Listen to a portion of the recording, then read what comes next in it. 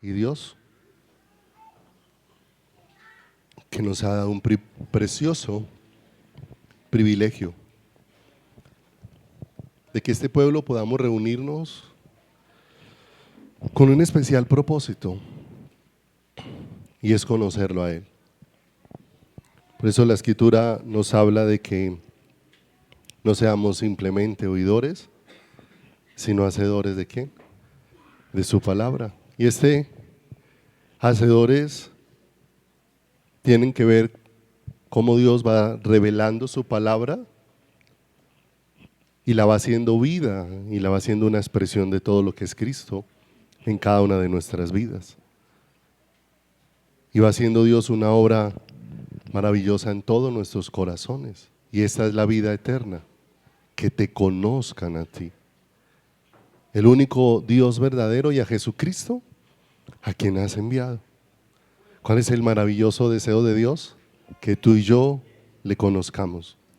Que Él no sea el Dios de nuestra imaginación, que Él no sea el Dios que nosotros pensamos, el Dios que nosotros imaginamos, sino el Dios que se ha dado a conocer, que se está dando a conocer y que está alumbrando nuestro corazón. Pablo dijo, si había conocido a Cristo en la carne, ya no lo conozco así. Porque ahora Cristo le había sido ¿qué? Revelado. Y cuando Cristo es revelado, de una manera extraordinaria se derrumban todas las imágenes erróneas que nosotros tenemos acerca de Dios. Porque cada uno de nosotros nos vamos haciendo una imagen de Dios conforme a nuestro parecer, conforme a nuestro gusto. Casi siempre estamos buscando un Dios que responda a lo que a mí me gusta, a lo que yo quiero, que me pueda conceder lo que yo anhelo, pero cuando Dios va siendo revelado al corazón, nos va haciendo o nos va llevando, nos va guiando a entender que no se trata de lo que nosotros queremos, que se trata de todo lo que Él desea para nuestras vidas, y que cuando Cristo va siendo revelado vamos siendo conducidos es en ese propósito, en ese deseo del corazón de nuestro Padre. Por eso hemos venido estudiando gocémonos y alegrémonos, porque han llegado las bodas del Cordero y su esposa se ha ¿qué? Y su esposa se ha preparado. Y hemos visto que los que van a estar allí en las bodas del Cordero no van a ir a comer del Cordero, ya comieron del Cordero. Y que no van a ir allí para ser vestidos, ya llegaron vestidos allí, ¿cierto? Porque el nuevo nacimiento es cuando somos vestidos de una nueva naturaleza. Y esa nueva naturaleza es la naturaleza de Cristo puesta dentro de cada uno de nosotros. De manera que la palabra de Dios dice que el que no naciere de nuevo no puede ver el reino de Dios.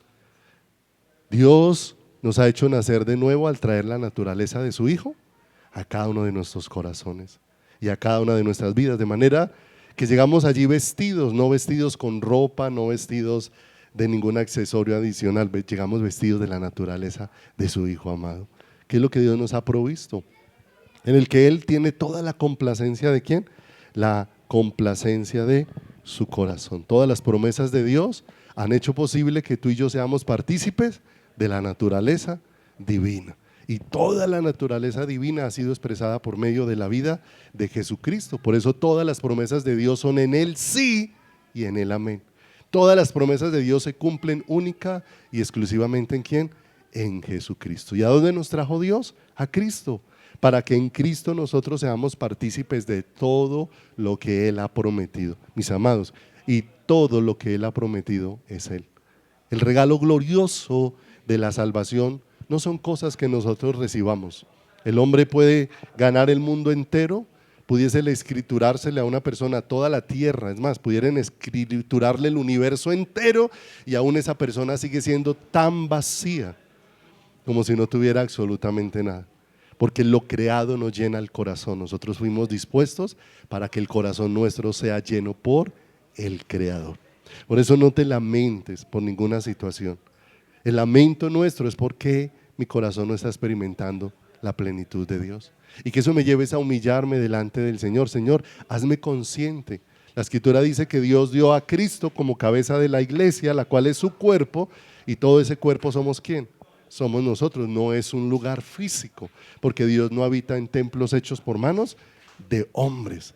Lo que Dios ha hecho es habitar a su Hijo en cada uno de nosotros. Y dice que Él es la plenitud de aquel que todo lo llena en todo. Entonces, ¿hacia dónde Dios va llevando a cada uno de los que ha hecho su iglesia?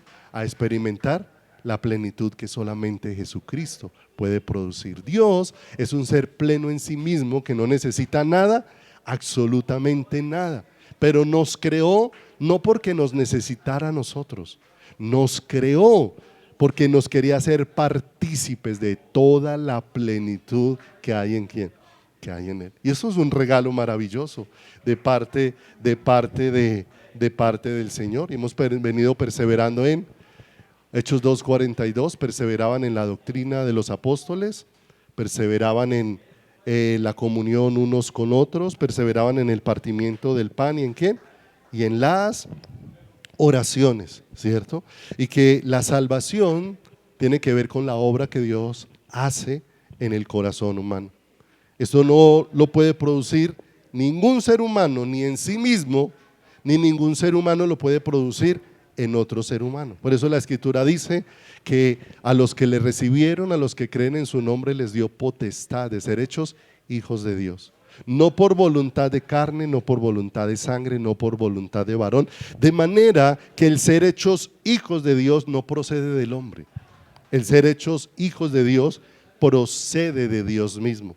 Y la Escritura dice de una manera muy especial que Dios en Cristo nos estaba adoptando como sus hijos. Es la obra de Dios. Saber que esta mañana estamos aquí reunidos y que cada uno de nosotros somos la obra de Dios. Somos la obra de Dios. Dios es el que está obrando en cada uno de nosotros. El alfarero de nuestras vidas es ¿quién?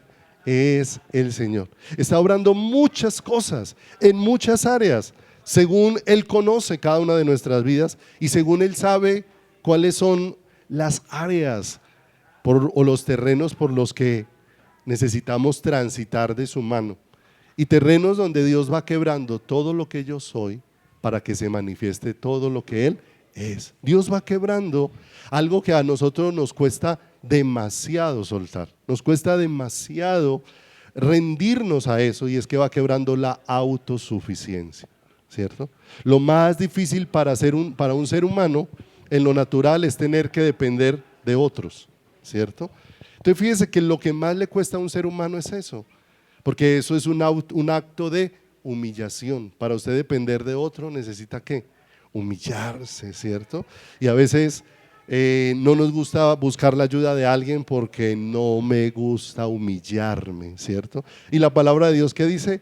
Humillaos pues bajo la poderosa mano de Dios para que Él os exalte como cuando fuere tiempo. Y necesitamos entender algo con claridad, que la forma en cómo humilla al hombre es muy diferente a la forma en cómo humilla a Dios, ¿cierto? La forma en cómo humilla al hombre es para pisotear al hombre, para señorearse de él, para destruirle, ¿cierto?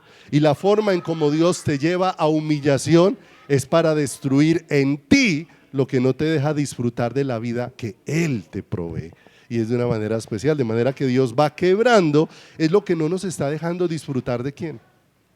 De Dios. Es lo que no nos está dejando disfrutar de su amor, es lo que no nos está dejando disfrutar de su misericordia. Y por eso hemos venido viendo cómo Pablo oraba por la iglesia de Éfeso, para que tuvieran espíritu de sabiduría y de revelación en el conocimiento de Él, para que ellos pudieran conocer cuál era la esperanza del llamamiento de Dios, cuáles las riquezas de la gloria de su herencia en los santos y cuál la supereminente grandeza de su poder. Cómo Dios nos ha provisto su espíritu de una manera especial, y su espíritu es el poder de Dios obrando en nosotros para hacernos una expresión de Jesucristo, para hacernos una expresión de su Hijo en todo nuestro caminar, ¿sí? De manera que no podemos perder de vista que nada de lo que Dios quiere mostrarnos nosotros lo podemos ver por nuestros propios medios, sino que necesitamos que nos sea revelado, que nos sea mostrado. Y por eso Dios es el que va abriendo el entendimiento. Lo hizo con una mujer llamada Lidia, que estaba escuchando la palabra como siempre, pero vino un momento donde la palabra de una manera especial llegó a su corazón. Y llegó a su corazón porque Dios se lo ensanchó, porque Dios abrió su entendimiento para que viera y percibiera lo que no había visto, y cuando lo vio y lo percibió, eso produjo una transformación profunda de su vida y de su corazón. Por eso nosotros necesitamos conocer al Cristo revelado. Y es una súplica al Señor, Señor, como oraba Pablo por la iglesia de Éfeso, Señor, trae espíritu de revelación a nuestras vidas. Permite que podamos verte, que podamos conocerte, porque cosa que ojo no vio, ni oído yo, ni ha subido en corazón de hombre, son las que Dios tiene preparadas para los que le aman. De manera que el hombre con su ojo natural, con su oído natural y con su corazón natural no puede ver las cosas que Dios le ha provisto. El hombre con sus sentidos naturales no puede ver a Cristo. Cantidad de gente que estuvo alrededor de Cristo y no vio quién era Él. El Señor le dijo a los discípulos: bienaventurados vuestros ojos porque ven, y vuestros oídos porque oyen. De manera, mis amados, que nosotros ya tenemos una bienaventuranza sobre nuestras vidas. Dios está abriendo nuestros ojos para que veamos más claramente a Cristo en nuestras vidas, para que lo veamos con más claridad en nuestro corazón, en nuestro caminar, para que lo podamos percibir de una manera más clara y más profunda, de manera que eso que no puede percibir el ojo humano, el oído humano y el corazón natural del hombre, la palabra de Dios dice, más nos ha sido revelado por el Espíritu, porque las cosas profundas de Dios, aún el Espíritu es el que las revela. Por eso Dios nos ha llevado a un ámbito espiritual, para que en ese ámbito espiritual nos sea revelado todo lo que viene de parte de Dios, porque el hombre natural no puede percibir las cosas ¿de quién? De Dios, no las puede entender porque son de un ámbito son de un ámbito muy diferente. Entender el gobierno de Dios poniendo la mirada en el gobierno humano será imposible, porque son cosas completamente diferentes. Entender el diseño de Dios desde cómo se comporta el hombre será imposible, pero entender el diseño de Dios desde cómo lo revela Dios es un regalo. ¿Para quién? Para nuestras vidas, y es un regalo para nuestros corazones, ¿sí?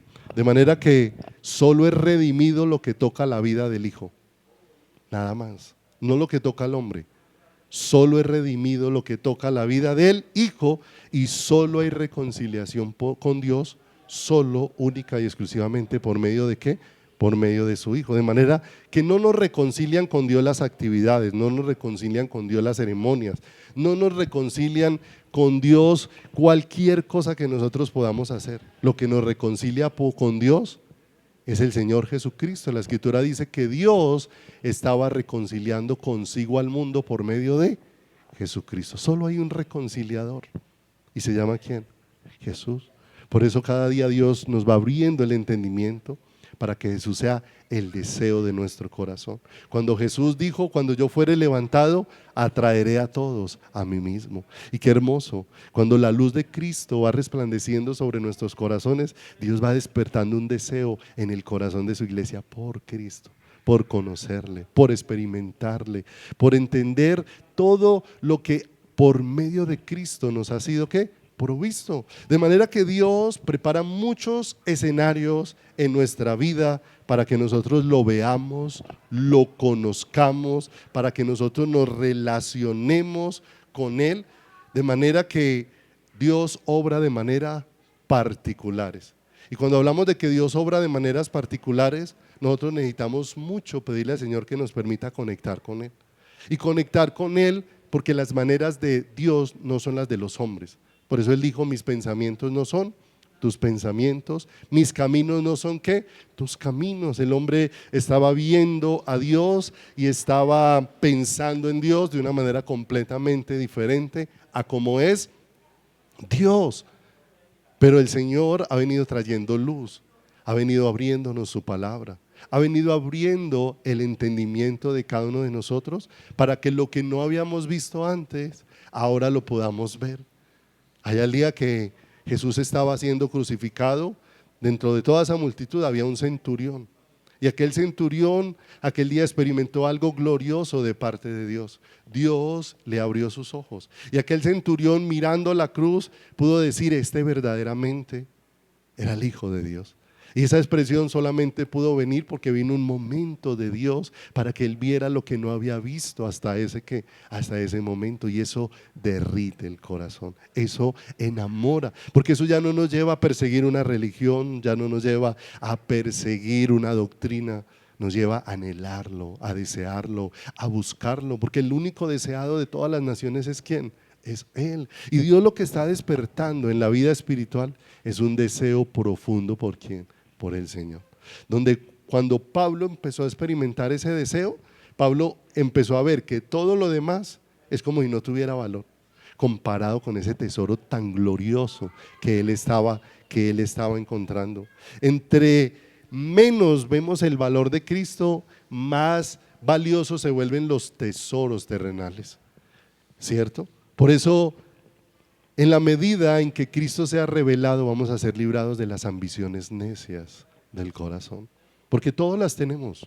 El que esté libre de pecado, que tire la primera piedra. No hay ninguno de nosotros. Todos tenemos ambiciones necias. A unos se nos notan más que a otros. Unos las expresamos más que otros, ¿sí o no?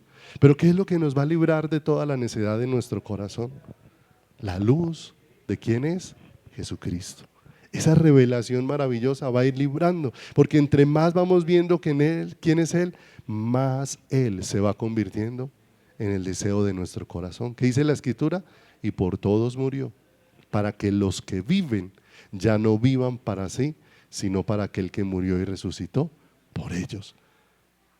Un momento donde un hombre llamado Asaf experimentó una gran lucha en su corazón, como tal vez las que nosotros podemos experimentar. Nosotros experimentamos luchas con las injusticias, experimentamos luchas con las cosas que no salen bien, ¿cierto? Y tenemos reclamos en nuestro corazón. Aquel Asaf se puso a mirar cómo los que hacían mal les iba bien y los que hacían el bien tenían tantas dificultades en el camino, ¿cierto? Pero estaban mirando era la justicia de los hombres, no la justicia de Dios. Cuando le fueron abiertos los ojos a la justicia de Dios, encontró reposo y descanso. Dejó de mirar lo que miran los hombres, porque no podemos perder de vista, en el hombre jamás habrá justicia.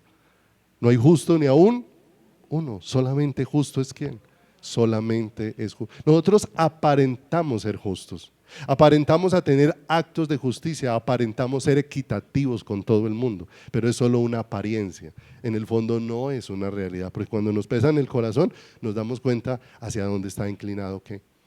Nuestra vida en todas las cosas.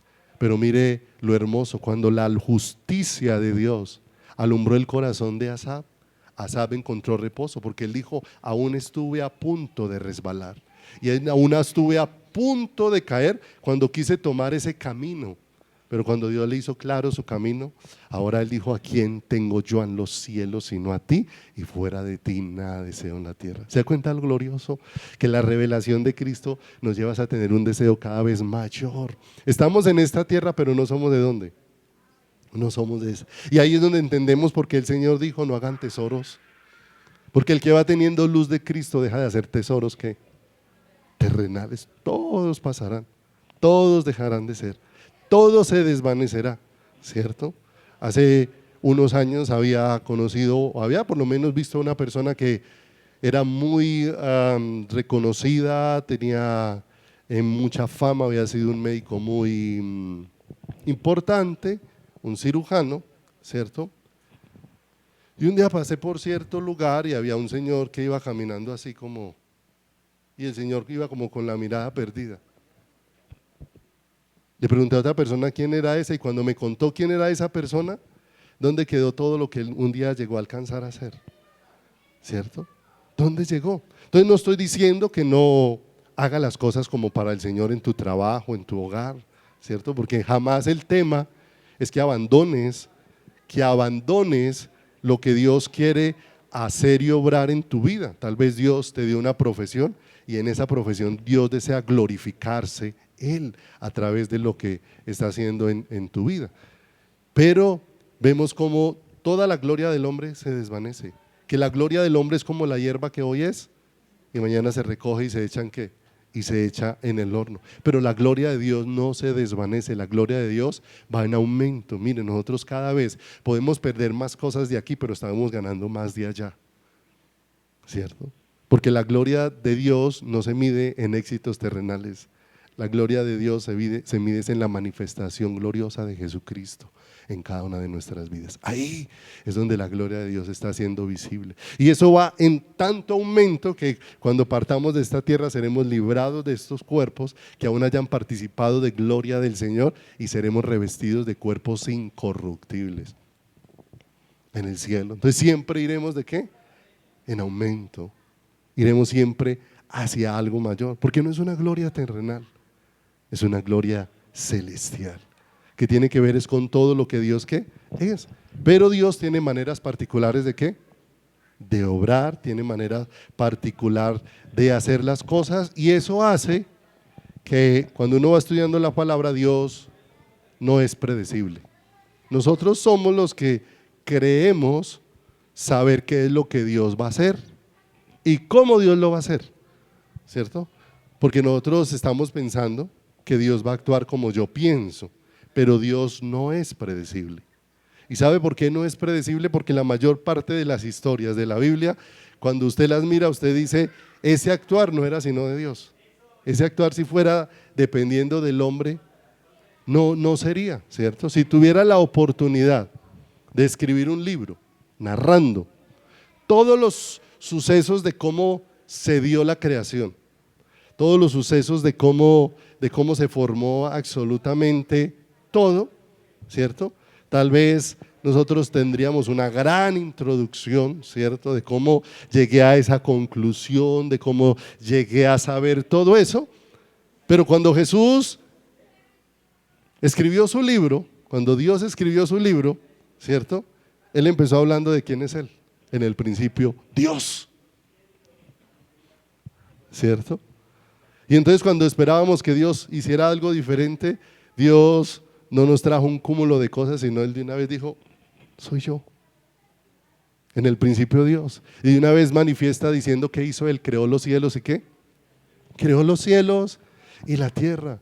Y es tan hermoso que aún habiendo acontecido todo lo que Dios conoce, que aconteció antes de la creación del hombre, porque Él hizo los ángeles, ¿cierto? Hizo millares de ángeles, se dio toda la rebelión que se dio en el cielo y la destitución de la tercera parte de los ángeles del cielo, pero aún el Señor, habiendo visto todo eso, ¿cierto? Decidió crear al hombre a su imagen y a su semejanza, ¿sí o no? Después de haber creado millares de ángeles y que la tercera parte se hubieran revelado en el cielo, ¿cierto? El pensamiento nuestro es que nos vamos a atrever a crear otro ser para que llegue a revelarse. Pero fíjese lo hermoso, en el pensamiento de Dios estaba lo que nosotros no pensaríamos, y creó al hombre a su imagen y a su semejanza, varón y hembra, ¿los qué? Los creó. Creó a ese varón y creó a esa mujer. Pero esa varón y esa mujer pecaron, deshonraron a Dios, hicieron afrenta ¿a quién? A Dios. Le dieron la espalda a Dios. Y cuando uno pensaría, un ser todopoderoso, lo que hubiera podido hacer era destruir a esa parejita que se rebeló contra él y empezar de nuevo, ¿sí? Pero Dios sale con lo que nosotros no esperaríamos. Dios no decide destruirlos, Dios decide hacer un camino para perdonarlos. ¿Se da cuenta que Dios no es predecible? Porque no pensaría como nosotros. Por eso tantas veces el Señor dijo por allá en un salmo, ustedes creerían que yo soy como ustedes. Ustedes le hacen mala cara al hermano y ustedes creen que yo soy como ustedes. Ustedes hablan mal de los demás y creerían que yo soy como ¿quién? Como ustedes. No, Dios es un ser santo, puro, glorioso, ¿qué? Extraordinario y maravilloso. Y Dios sigue haciendo cosas extraordinarias y maravillosas. En Génesis 12 encontramos a Dios haciendo algo extraordinario. Llama a un hombre, ¿cierto? Que tal vez nosotros no escogeríamos, a Abraham. Y le hace una promesa a un hombre que ni siquiera tiene la esperanza de tener hijos, para decirle, tu descendencia será como las estrellas del cielo, como el polvo de la tierra, como la arena del ¿qué? Como la arena del mar. Y Dios empieza a partir de allí a diseñar y a formar un pueblo que quiere levantar ¿para quién? Para Él. ¿No es lógico para nosotros que Dios tome a un hombre como José y en lugar de llevarlo hacia arriba como nosotros tenemos pensado, lo lleves hacia abajo? ¿Cierto? Vendido por sus hermanos. ¿Cómo puede ser eso en los planes de quién? ¿Sí o no? Cualquiera de nosotros pensaría que eso en los planes de alguien sería algo perverso, pero en los planes de Dios jamás hay algo perverso, porque Dios es bueno y todo lo que de Dios procede es bueno y es que y es perfecto. Es vendido por sus hermanos, después es expulsado de la casa de Potifar, después es establecido en una cárcel, ¿cierto? Y cuando va para abajo, el Señor de un momento a otro decide ponerlo como el segundo de Faraón para preservar a todo su pueblo, ¿cierto? Todo eso no lo pudiéramos nosotros ¿qué? Pensar que Dios pudiera llegar a hacerlo de qué, que Dios pudiera llegar a hacerlo de esa manera.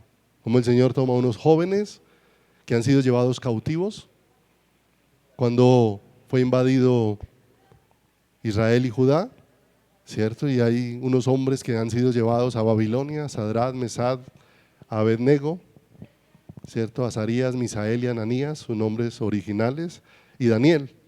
Y cómo estos hombres, de una manera tan tremenda, han sido tocados por Dios, que por honrar a Dios, sus vidas terminan allá, una en el foso de los leones y otra en un horno de ¿qué? En un horno de fuego. Eso en el pensamiento humano no es normal, pero en el pensamiento de Dios, que no es predecible, es completamente ¿qué? Es completamente diferente. Y así podemos seguir mirando a través de ¿qué? A través de toda la palabra, ¿cierto? Cómo Dios puede tomar a un hombre como Jonás, llamarlo, y un hombre que en lugar de estar atento a hacer la voluntad de Dios, apenas Dios le habla, lo único que quiere es huir de ¿quién? Huir de Dios. Y se encuentra huyendo. En lugar de irse para Nínive, se va para Tarsis, ¿cierto? Y por allá Dios le sale a detenerlo en el camino, ¿cierto?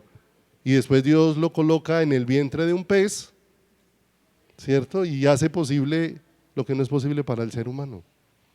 Y desde allá, desde el vientre de ese pez, conduce a aquel Jonás a pedir misericordia de parte de Dios y a ver cuán grande es la bondad de quién, cuán grande es la bondad del Señor, y lo envía finalmente a Nínive. Y después ver aquel al que se le ha mostrado tanta misericordia parado allá desde lejos enojado porque Dios no destruyó a Nínive, ¿sí o no? Y nosotros pensaríamos, pero ¿cómo todavía Dios tiene misericordia de Jonás? Bueno, gloria a Dios, que Dios es Dios y no hombre. Porque si fuera hombre, su actuar sería muy diferente. Gloria a Dios, que Él es un ser completamente diferente. Por eso todo lo que Dios hace, ¿qué? Muchas veces es una obra particular, que lo único que nosotros podemos hacer es ir entendiendo cuando Él se va revelando y se va dando ¿a qué? Y se va dando a conocer. Cómo Dios toma a una prostituta llamada Rahab para hacerla un instrumento para guardar a su pueblo. Eso no cabe en el pensamiento humano, es un actuar particular de ¿quién? Particular de Dios. Como Dios toma a un jovencito al que le da una onda y con una onda derriba a un gigante llamado Goliat, ¿sí? Y cómo Dios permite que a través de este hombre vengan muchas glorias a Israel, pero ese mismo hombre que trajo tantas glorias a Israel un día cometió un pecado sumamente fuerte en su caminar, ¿cierto? Y cómo Dios lo perdona, cómo Dios tiene misericordia de él de una manera tremenda, y después este hombre termina escribiendo un cúmulo de canciones para honrar a ¿quién? Para Dios, honrar a Dios. Son cosas que en la mente humana sorprenden, porque el actuar de Dios no es como el actuar de ¿quién? De los hombres. Y cómo Dios trae un hombre y lo pone desnudo en una cruz, con una corona de espinas, azoteado, golpeado, y todo eso para mostrarnos su amor y el deseo que tiene por cada uno de nosotros.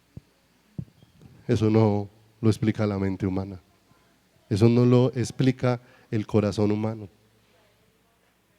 Cómo Dios hace que allí cada gota de la sangre de su Hijo sea derramada para darle vida a gente que era enemiga de Él, para darle vida a gente que le aborrecía, a gente que le odiaba, a gente que aun cuando Él, entregándose en la cruz del Calvario, le estaba haciendo bien, le gritaban: si eres Dios, baje de esa cruz, sálvate. ¿Y sálvanos a quién?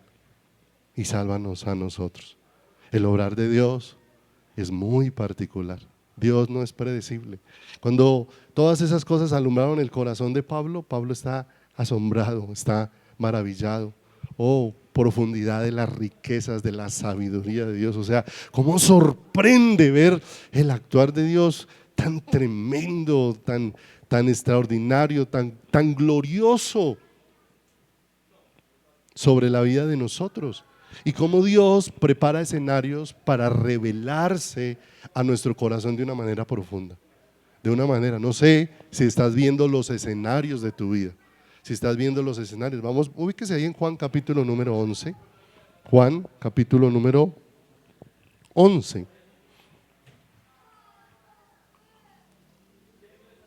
Dios obra de las maneras más particulares que nosotros no esperaríamos. No esperaríamos. En Juan son como unos 54 versículos, son muchos versículos para leer, pero le queda tarea para que lea todos los 54 versículos en casa y se ubique un poco más en la historia. Vamos a tomar solamente algunos, con algunas cosas especiales que le pedimos al Señor las grabe en nuestro corazón y las grabe en nuestra vida. Él es el único que puede dejar grabada la vida de su palabra dentro de quién, dentro de cada uno de nosotros, porque nos sorprende lo que Dios puede llegar a hacer aún en el escenario más inhóspito de la vida de un ser, en la vida de un ser humano. Cómo Dios viene a un funeral para en ese funeral darse a conocer, y darse a conocer de una manera muy profunda. Todo ese capítulo número 11 nos habla de lo que sucedió con la muerte de Lázaro, y después termina con la resurrección que Dios hace sobre la vida de sobre este varón. Es un asunto extraordinario y sorprendente. Pero en medio de este asunto vamos a mirar como 5 personas o 5 clases de personas, si pudiéramos así decirlo. Vamos a mirar lo que aconteció en esa historia de Jesús con sus discípulos, lo que aconteció en esa historia de Jesús con Marta, lo que aconteció después con María, lo que después aconteció con una multitud que había allí, y después lo que de esa historia acontece con nosotros, porque aún esa historia llega a nuestros oídos, porque desea traernos luz acerca de quién es Jesucristo en medio de nuestro caminar y en medio de nuestras vidas. Y cómo el Señor escoge los escenarios que nosotros pensaríamos menos apropiados, ¿cierto?, para poder traer una luz extraordinaria sobre nuestro corazón. Si por nosotros fuera, nosotros esperaríamos que Dios se revelara en los mejores momentos de nuestra vida, ¿cierto? Cuando me está yendo bien, cuando me está saliendo bien, cuando estoy completamente sano, cuando mi matrimonio está funcionando perfectamente, cuando mis hijos están caminando. Yo esperaría que ahí sea donde Dios se dé a qué, a conocer. No que Dios prepare escenarios muchas veces dolorosos, tristes, frustrantes en la vida del corazón humano para poder darse a qué, a conocer, ¿cierto? No nos gusta que Dios nos lleve a esa condición, pero mis amados, cuando el hombre está bien es donde menos disposición hay en el corazón del ser humano para recibir las cosas de ¿quién? Las cosas de Dios. Porque ciertamente la iglesia de la Odisea se sintió muy bien, y se sintió muy bien en todas las áreas, de manera que dijo: no tenemos necesidad de ninguna cosa, y entre eso estaba Dios. No se sentían necesitados de Dios, del bienestar que estaban viviendo. Pero en esas situaciones vemos que en esos escenarios Dios nos está llevando a una realidad que nosotros necesitamos conocer. Y una realidad no porque Dios sea malo, no hay ninguna circunstancia que sea mala en las manos de ¿quién? En las manos de Dios. Todo lo que procede de Dios es bueno, es justo, es perfecto. es puro, es santo, porque todo lo que Dios hace expresa el carácter de quién. Cuando nosotros vamos recibiendo luz de eso, habrán situaciones duras, pero no nos rebelaremos contra Dios. Más bien son oportunidades de humillarnos delante de quién, de Dios, para conocerle. Y esta es la vida eterna, que te conozcan a quién, a ti, el único y verdadero Dios. Empecemos entonces allí por Juan, en el capítulo número 11. Ubíquese ahí, Juan, capítulo número 11,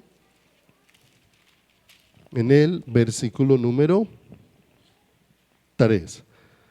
Como les dije, como son muchos versículos, voy a saltarme algunos, otros se los voy narrando para que podamos alcanzar a mirar lo que tenemos de parte de Dios para esta mañana. Dice el 11:3. Enviaron pues las hermanas para decir a Jesús: Señor, he aquí el que amas está ¿qué? Está enfermo. Verso 4. Oyéndolo Jesús tuvo una respuesta. Jesús escuchó la necesidad. Sí. Jesús ya sabía lo que acontecía Jesús sabía lo que acontecía con Lázaro antes de que le avisaran, ¿cierto? El aviso es más por causa del hombre que por causa de Jesús. Jesús conoce absolutamente todas las cosas.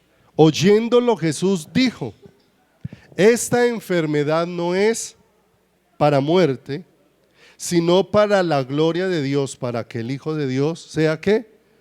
Entonces tengan en cuenta algo. En el capítulo 11, en muchas Biblias, ahí en la parte del encima del 11 tiene un título: muerte de Lázaro. Y la particularidad nuestra es que nosotros centramos las historias en el hombre y no en Dios. Porque la historia no está centrada en la muerte de Lázaro, está centrada en la manifestación de la gloria de Jesús. Entonces nos quedamos mirando a Lázaro, nos quedamos mirando al hombre y nos quedamos mirando su condición y nos perdemos es de lo glorioso. Ese escenario no era para ver a Lázaro, ese escenario era para ver a Jesucristo, para ver a Cristo. Entonces no es la historia de la muerte y resurrección de Lázaro, es la historia de la manifestación gloriosa de ¿quién? ¿Qué dijo el Señor ahí en el versículo número 4? Que esa enfermedad no era para muerte, sino para la gloria de Dios, para que el Hijo de Dios sea ¿qué? ¿Cierto? Para que sea expresado quién es el Hijo de Dios. Y los que están alrededor puedan recibir luz de quién es quién, de quién es Él, ¿cierto? Verso número 5, dice otra particularidad: y amaba Jesús a Marta, a su hermana y a Lázaro, ¿cierto? Y fíjese que esa expresión amaba de una vez nos lleva a entender que el obrar de Dios es diferente al obrar nuestro. Cuando nosotros consideramos que alguien nos ama y le hacemos conocer una noticia triste, dolorosa, difícil, ¿usted qué espera cuando envía esa noticia? Que esa persona que dice que le ama deje todo lo que está haciendo y venga ¿qué? Y venga a atenderlo. Si me ama, va a dejar sus ocupaciones naturales y va a venir a preocuparse de ¿quién? Y va a venir a preocuparse de mí. Si esa persona no apareció en el momento en el que yo estoy esperando y de la forma en que yo consideraba que si soy tan importante para él y no una respuesta de él hacia mí, entonces inmediatamente empezamos a tener duda del amor de esa persona hacia quién, hacia nosotros. Si no vino es porque no me qué, si no me ama. Si no dejó lo que estaba haciendo y vino a atenderme es porque no qué, me ama. Porque no vino en medio de mi dificultad a ayudarme, a cuidarme, a ayudarme a qué, a solucionar, ¿cierto? Y muchas veces, como pensamos que Dios es hombre y no Dios, y pensamos que yo ya puse las cosas en las manos de Dios y Dios no está viniendo en el momento que yo espero, porque nosotros consideramos que Dios nos ama es porque hace en nuestras circunstancias. Y en la Biblia por ninguna parte dice eso. Por ninguna parte. Dice que Dios nos ama porque obra en nuestras circunstancias. Juan 3:16 dice, de tal manera amó Dios al mundo, que dio a su Hijo unigénito, ¿cierto? Lo dio para morir en mi lugar y para que ahora yo esté puesto en Él.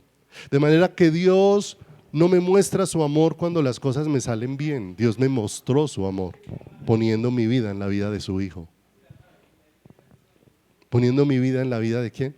De su Hijo. Y ahí están en el escenario, ¿quién están observando de primera mano al Señor? Los discípulos. Porque cuando Él recibe la noticia, los que están alrededor de Él es ¿quién?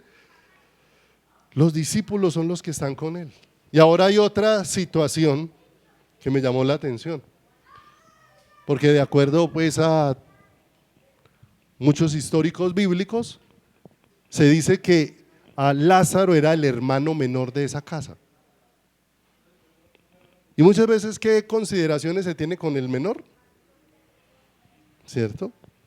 Muchas veces el menor es como al que se le brinda más cuidado, al como al que se le brinda más protección, en muchos casos, ¿cierto? Muchas veces termina siendo el más consentido.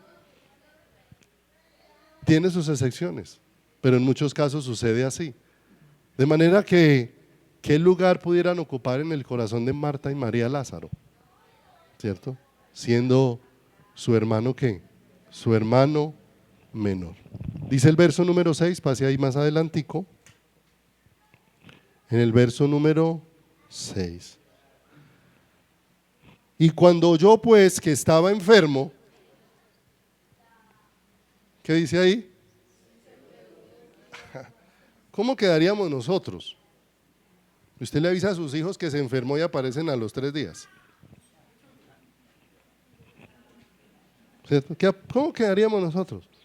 ¿Sí o no?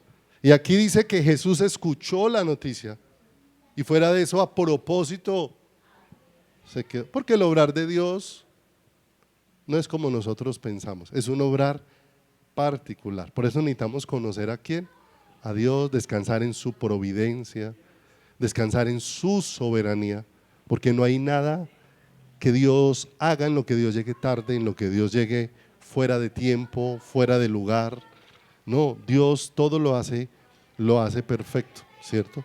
Más bien todo esto evidencia que estas situaciones hacen brotar de nosotros el poco conocimiento que tenemos de Dios, porque decimos Dios es soberano, pero se me hace muy fácil decir el atributo, se me hace muy difícil aceptar lo que Dios en su soberanía permita sobre quién, permita sobre nuestras vidas, permita sobre nuestros corazones, ¿cierto?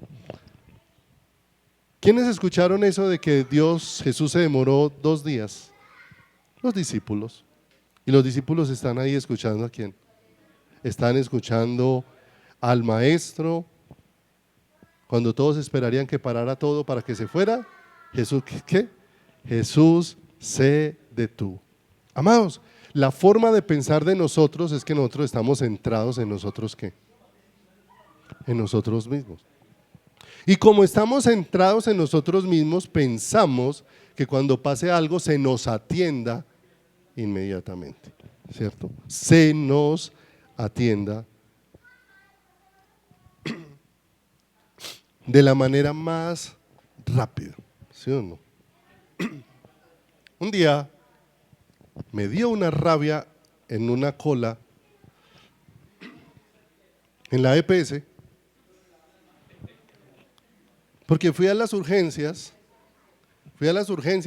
y llegué y había una persona y después seguía yo. Yo estaba contento porque ¿eso qué significaba? Me van a atender muy rápido, ¿cierto? Y como cuando a usted le duele algo, el dolor suyo es el más importante de todos, así el dolor sea simple, ¿cierto? El problema es que empezaron a llegar adultos mayores y cada vez que llegaban pasaban por encima de la... ¿cierto? Y entonces a uno le va dando rabia porque si es que la enfermedad es la única importante es la de ellos, ¿y la mía qué? ¿Cierto? Llamé varias veces a la enfermera a ver qué pasaba y ella siempre decía, lo suyo aguanta, siempre que llegue otro grave va a pasar adelante que usted. Entonces más bien tenga paciencia y ojalá nadie más grave llegue. ¿Cierto? Ese día alcancé a durar 6 horas ya. ¿Cierto? Pero el asunto es ese, es que nosotros llegamos con una urgencia. Es que yo soy el importante, yo soy el que necesito ser atendido, yo soy el que necesita una ¿qué? Una respuesta. Mis amados, el obrar de Dios es particular porque Dios no está centrado en tus necesidades, aunque las conoce. Él dice que antes de que nosotros le digamos qué necesitamos, Él ya lo sabe qué. Pero aunque sabe qué necesita, Dios no está centrado en tus necesidades. No está centrado ni afanado, ¿por qué? Por esas cosas. Porque Dios no gira en torno a tus problemas. Ni gira en torno a quién, a los míos. Nada escapa de su conocimiento. Pero no podemos perder de vista que Dios no opera de acuerdo a necesidades, a nuestras necesidades, sino que Dios opera es de acuerdo a su perfecta voluntad. ¿Ya había manifestado Él su perfecta voluntad antes? Sí, esta enfermedad no es para muerte. Ya había manifestado, ¿sí o no? El asunto es que ahora cuando se alarga el tiempo, es donde ahora necesita el ser humano empezar ¿a qué? A procesar dentro de su corazón cómo es el obrar de quién, cómo es el obrar de Dios. Entonces no olvide, Dios cuida de todos nosotros, pero la prioridad de Dios no son mis problemas. No son mis problemas. La prioridad de Dios es establecer su voluntad dentro de nuestras vidas. Esa es la prioridad de quién, de la prioridad del Señor. Nosotros somos los que estamos afanados que todo tiene que solucionarse, ¿qué? Y si no nos salimos de la ropa. ¿Por qué nos salimos de la ropa? Porque las cosas no se hacen como yo quiero. Entonces el problema no es el problema es el yo, que el yo quiere ser atendido ya. ¿Sí o no? ¿En qué lugar quiere usted que lo pongan a esperar? En ninguno, ¿cierto? Pero vamos aprendiendo de Dios. ¿Qué iban a aprender los discípulos que son los primeros en el escenario? Que esto, el afán no es por necesidades, el afán es por la voluntad ¿de quién? Por la voluntad. Es un mundo diferente. El mundo de Dios es un mundo diferente al del mundo. El mundo gira por otras ¿qué? Cosas y a veces a los creyentes se les vuelve una revoltura porque el creyente coge de aquí, coge de allá. Y esa mezcla es qué veneno tan mortal para el corazón. Porque el de afuera no entiende nada de las cosas de Dios. No entiende nada de lo que Dios está haciendo, no entiende nada de los propósitos de Dios, no entiende nada de la voluntad de Dios porque su corazón está enceguecido. Pero tú y yo que estamos recibiendo luz, definitivamente vamos en otra ¿qué? En otra dirección muy diferente. Pase al versículo número, allá adelantico al versículo número 11. El Señor les ha dicho a ellos, después de que les dijo eso y esperó 2 días, de pronto el Señor les dice, bueno, nos vamos a ir ahora sí. Pero los discípulos de una vez levantaron su voz. Y la voz de los discípulos era para decir, Señor, si nos vinimos de allá porque lo iban a apedrear, ¿para qué nos vamos a volver a un lugar donde tal vez vamos a sufrir qué? Donde tal vez vamos a sufrir daño. Y dice el verso 11, dicho esto, les dijo, nuestro amigo Lázaro duerme, mas voy ¿para qué? Para despertarle. Dijeron entonces sus discípulos, Señor, si duerme, sanará, ¿cierto? Pero Jesús decía esto de la muerte de Lázaro y ellos pensaron que hablaba de reposar del sueño. Entonces Jesús les dijo claramente, Lázaro ha muerto. Y yo creo que eso sí genera un golpe ahí en el corazón de los discípulos. Porque si Jesús le amaba, se demoró 2 días a propósito y ahora nos da la noticia de que murió. ¿cierto? ¿Cuál es el bien? Entonces que Jesús desea para nosotros. Y aparte de eso nos va a hacer regresar a un lugar donde lo querían ¿qué? Apedrear. Y dice el verso número 15, y dice, y me alegro por vosotros de no haber estado ¿qué? Ay, miren lo hermoso. Porque es que esta situación es para que ustedes conozcan algo de mí que no conocen. Y no se trata de cómo levanto muertos, se trata de quién soy yo. Es muy importante esto. Porque dice, para que me creáis, más vamos a él. Dijo entonces Tomás llamado Dídimo a sus condiscípulos, vamos también nosotros para que muramos con él. Esa era una palabra despreciativa de parte de Tomás. Porque Tomás estaba diciendo, ¿nos vas a llevar a un lugar donde nos querían? Entonces, si nos quieres llevar a ese lugar donde nos va a dar muerte, entonces vayamos entonces para que nos muramos. ¿Cierto? Así nos volvemos nosotros, ¿sí o no? Porque no estamos viendo lo que Dios quiere que veamos, ¿sí o no? Pero lo más hermoso es que el Señor regresa con todos los que, regresa con tanto los discípulos, que mire, Jesús los amó tanto a todos, Jesús amó tanto a Marta y a María, Jesús amó tanto a los discípulos que esperó a que Lázaro se muriera.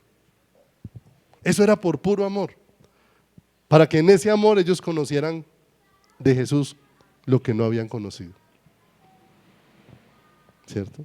Entonces fíjese, no son los lugares de gloria humana, y son lugares muchas veces difíciles, pero lugares difíciles donde el bálsamo del corazón viene es de quién es Dios, no de lo que hace Dios, sino de quién es Dios, y eso es mayor, porque lo que hace Dios pasa, todo pasa, los milagros pasan, un día serán historia.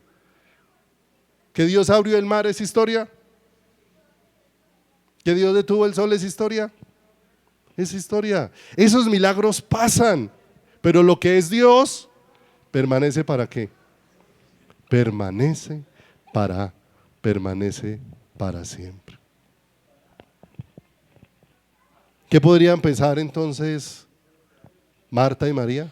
No nos amas. Y no nos amas, ¿por qué? Porque no llegó a tiempo. Y nosotros pensamos, no me amas, ¿por qué me permites esto, Señor? Yo creo que por la mente de todos los seres humanos siempre pasa eso. Pero cuando vamos creciendo en el Señor, pues va cambiando el panorama. Pero normalmente estamos preguntándonos por qué pasa eso, ¿cierto? Y siempre ponemos una balanza, es con lo que nosotros hacemos. Señor, si yo he orado. O sea que las oraciones son las que te hacen justo. Señor, pero si yo he diezmado, ¿las diezmos te hacen justos? Señor, pero si yo le echo bien a los hermanos, ¿ese bien te hace justo? No, ¿cierto? Ponemos en balanza nuestras justicias cuando nuestras justicias son como trapo de ¿qué? Cuando son como trapo de ¿qué? De inmundicia. Amado, el amor de Dios es diferente a como somos ¿quién? Nosotros. Nuestra perspectiva tiene una mirada terrenal y temporal. La del amor de Dios, una perspectiva eterna y espiritual. Completamente ¿qué? Completamente diferente, y a ese ámbito es a donde Dios nos quiere ¿qué? Llevar. Pablo, cuando entendió ese ámbito, dijo que las tribulaciones del tiempo presente no son comparables con la gloria que en nosotros ha de ¿qué? De manifestarse, de manera que él ya no tenía una visión puesta en los problemas, sino puesta en ¿quién? Puesta en Dios, ¿cierto? Nosotros amamos, y cuando amamos esperamos recibir lo mejor de ¿quién? Lo mejor del otro, ¿cierto o no es cierto? Usted da es porque está esperando algo a cambio, ¿es cierto o no es cierto? ¿Sí o no? Yo conozco gente que invitaba a almorzar a otros, y un día, ¿por qué no los volvió a invitar? Me casé de invitarlo a almorzar y él nunca me invitó a almorzar. ¿Por qué se desanimó? ¿Porque él lo amaba? No, porque él estaba sembrando y la cosecha no apareció. Estaba sembrando almuerzos para cosechar almuerzos, cuando no aparecieron se desanimó. Pero nos pasa a los seres que, miren, nosotros amamos mientras la gente responda.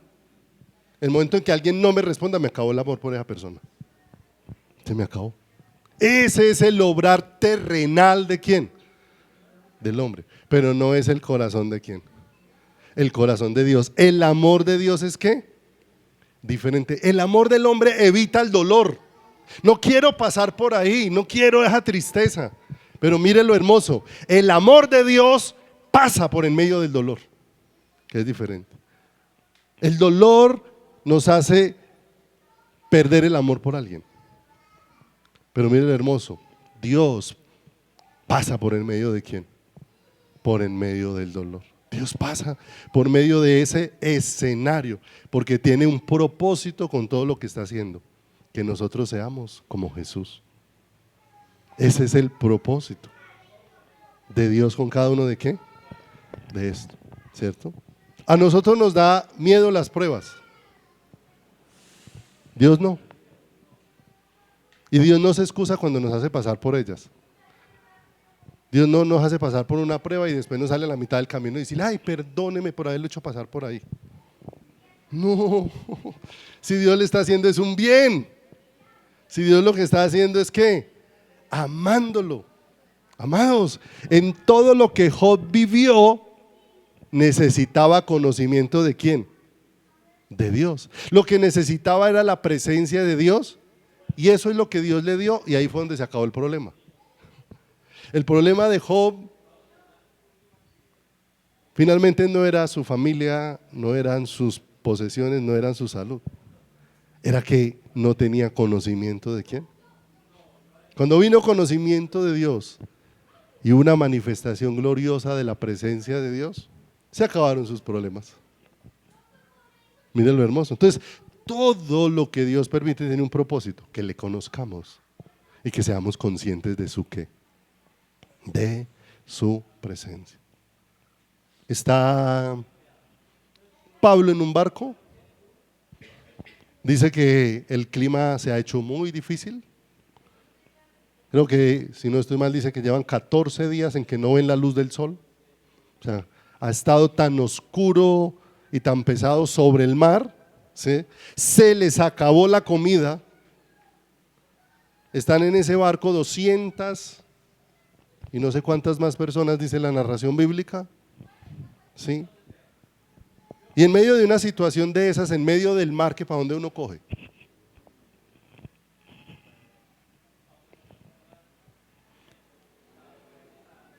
Y de pronto un día se levanta Pablo y dice, mire, anoche ha estado conmigo el ángel de Jehová y me ha dicho que ninguno de nosotros va a perecer, que estemos tranquilos. ¿Sí? El asunto es que miraban el panorama y el día no mejoraba, la tormenta no disminuía. Es más, en unas pocas horas iban a enfrentar algo que no habían enfrentado.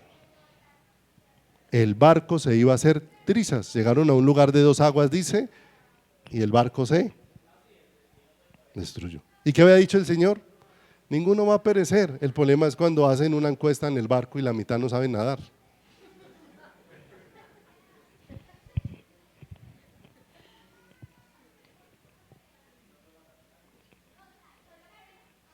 Pero allá cuando terminó la tardecita, están contando 236, 237, creo que eran 238, 238.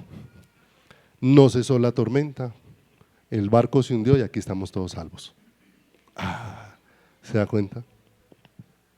Cómo Dios nos va llevando a qué?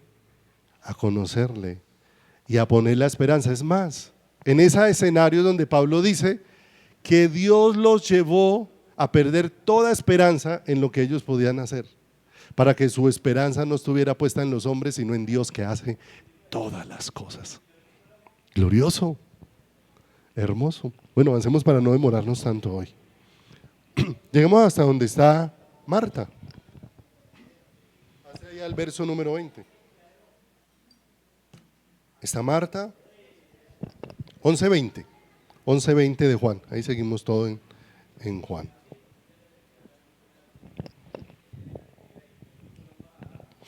Entonces Marta, cuando oyó que Jesús venía, salió a encontrarle, pero María se quedó en casa.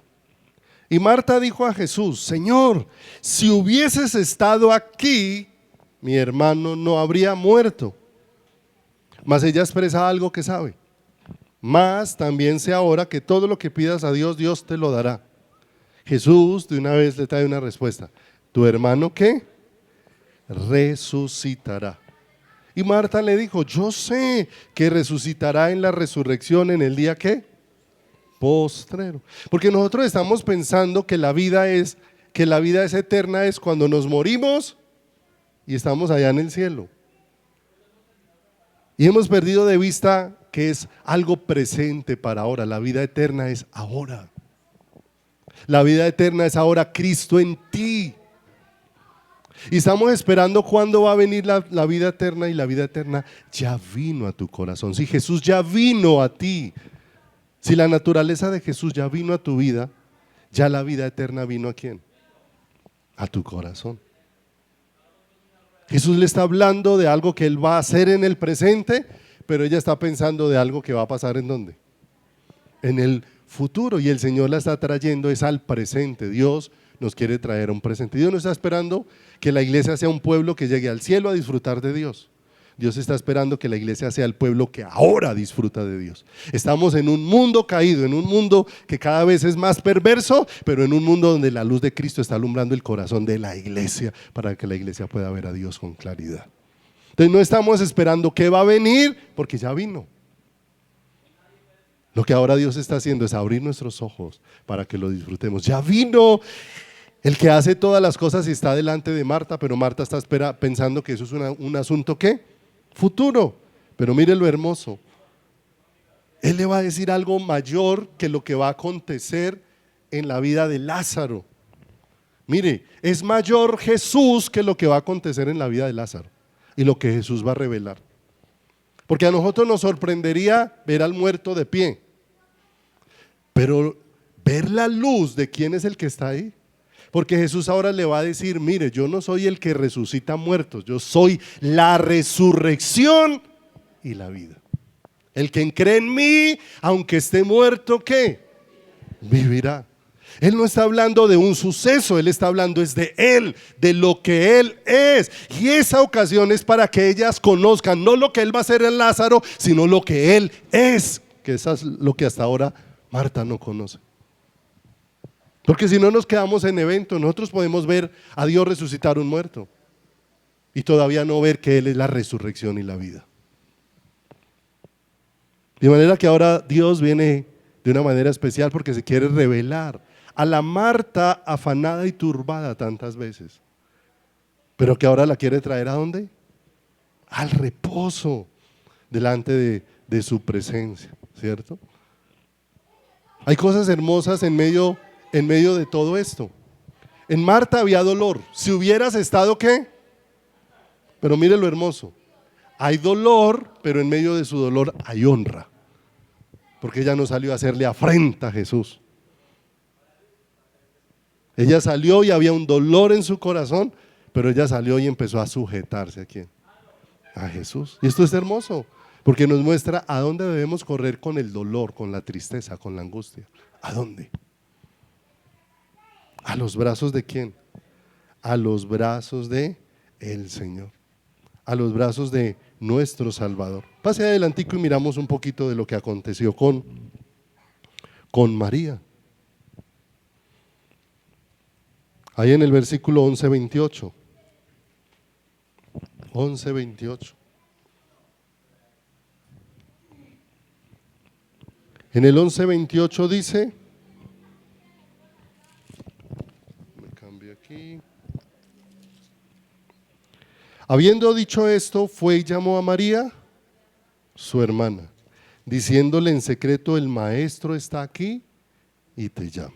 ¿Sí o no?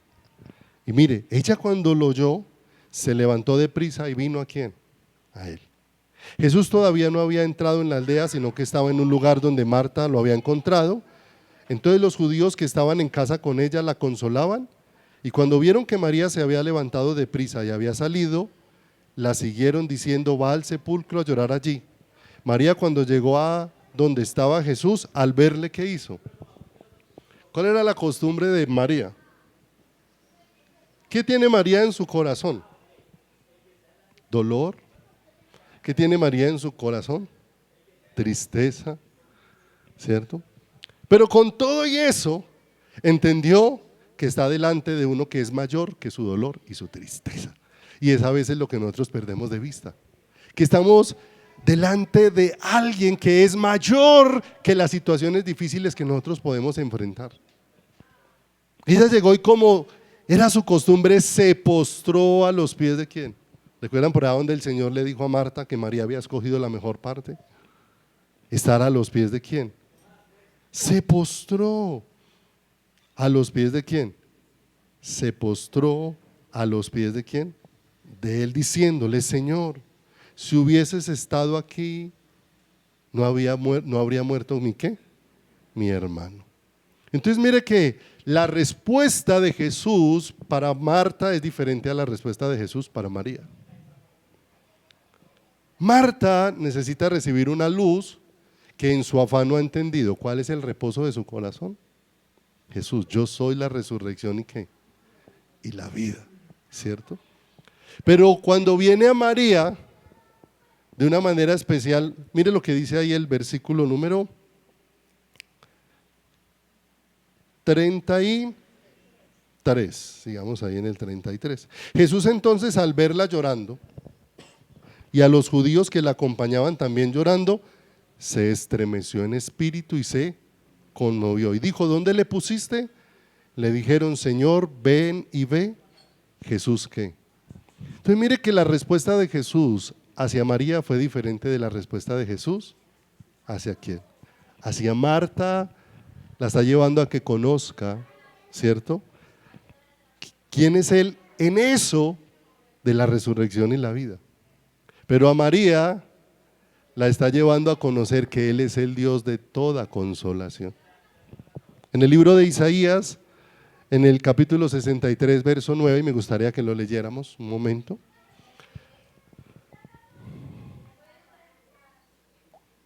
Yo he escuchado explicaciones de este versículo que han dicho que Jesús lloró y que lloraba al ver la incredulidad de ellos. Eso he escuchado, esa explicación. Pero estoy más de acuerdo con lo que dice este versículo que vamos a leer, ¿cierto? Porque dice Isaías 63, 9: en toda angustia de ellos, Él fue ¿qué? Angustiado. Mire lo hermoso. De manera que el Señor vino y se puso al lado de María para decir: María, yo conozco y entiendo todo el dolor que pasa en tu corazón. Porque es que nosotros creemos que Dios es indolente. En ninguna manera. Dios se duele del dolor que hay en nuestro corazón. De manera que Él se dolió con el dolor que había en el corazón ¿de quién? De María. Por eso se unió para llevarle y recordarle que Él es el Dios de toda consolación.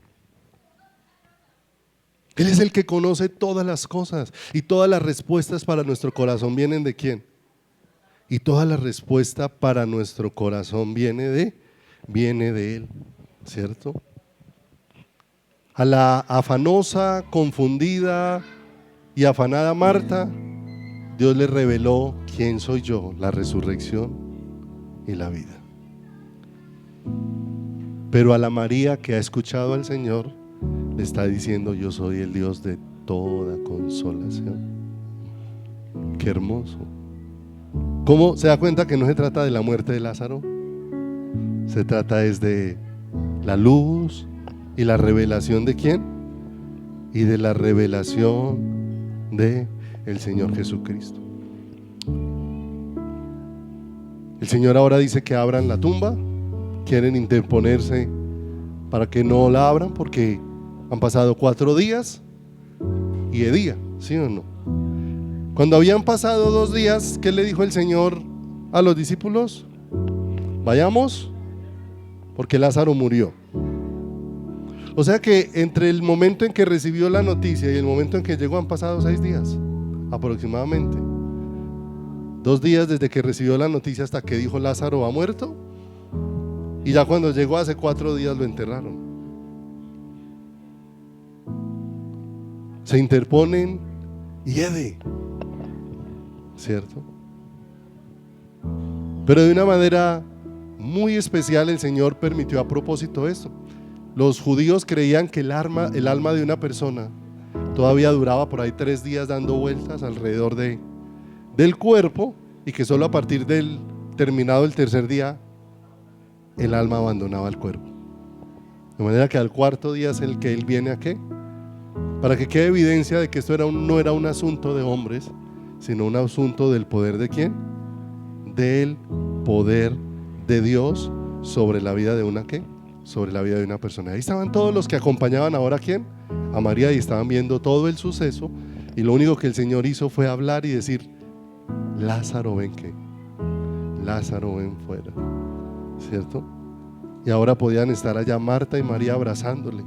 Aquel que hace 4 días lo vieron pálido, blanco, frío, ahora le sueltan las vendas y está rosadito. Tiene el brillo de la vida, ¿en dónde? En sus ojos, ¿cierto? Y hay una multitud que está viendo eso, y pase al verso número 45. Entonces muchos de los judíos que habían venido para acompañar a María, 11:45, y vieron lo que Jesús hizo, ¿qué hicieron? ¿Creyeron en quién? Creyeron en Él. Más adelante empieza a narrar la historia, que muchos de ellos fueron y lo contaron a los fariseos y los contaron a los principales sacerdotes, y los principales sacerdotes vieron lo que pasó en ese escenario fue como un obstáculo. Jesús cada día tiene más gente creyendo en ¿quién? En Él. Y de pronto, mire cómo una persona puede terminar anunciando una palabra de Dios sin siquiera ser consciente de eso, ¿cierto? No olvidemos, Dios puede hacer que las piedras hablen, y las piedras hablando no son rocas, ¿cierto? Porque aquel que nosotros le atribuimos piedras hablando, cuando pasa la gente y ve una piedra ya pintada que dice Jesús te ama, entonces dicen: ay, las piedras hablando, ¿cierto? No, aquí va a haber una piedra hablando. Ya vamos a terminar, regáleme 5 minuticos más, porque dice leamos desde el versículo número 47. Leámoslo por favor. Entonces los principales sacerdotes y los fariseos reunidos en concilio, reunieron el concilio y dijeron: ¿qué haremos? Porque este hombre hace muchas señales. Si le dejamos así, todos creerán en él, y vendrán los romanos y destruirán nuestro lugar santo y nuestra nación. Y aquí ahora sí van a ver una piedra hablando. Entonces Caifás, uno de ellos, sumo sacerdote, aquel año, les dijo: vosotros no sabéis nada, ni pensáis que nos conviene que un hombre muera por el pueblo y no que toda la nación perezca. De manera que ese hombre se levanta y está profetizando acerca de lo que va a pasar con ese hombre, sin tener idea de lo que estaba diciendo. Eso es una piedra hablando. Gente que llega a decir cosas que Dios las puso en sus labios, pero que no están entendiendo nada de lo que están diciendo. Que es mejor que muera un solo hombre para que la nación sea salva, y no que toda la nación que. Eso que estaba diciendo no provenía de Caifás. Eso provenía de ¿quién? Eso provenía de parte de ¿quién? De parte del Señor. En la medio de la multitud unos creyeron, pero otros pensaron en ponerle obstáculo ¿a quién?